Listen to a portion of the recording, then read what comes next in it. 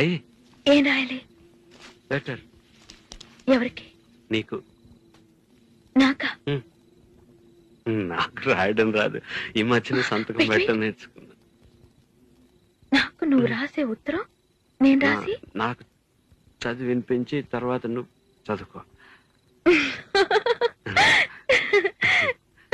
I like it. చెప్పు.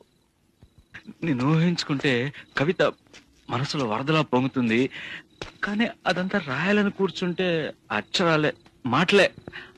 ఊహలన్నీ పాటలే కనుల తోటలో, అదే తొలి కలల కవితలే మాట మాటలో. అదే బ్రహ్మాండం. కవిత కవిత పాడు. కమ్మని ఈ ప్రేమ లేఖనే రాసింది హృదయమే, ప్రియతమా నీ వచట కుశలమా నే నిచట కుశలమా.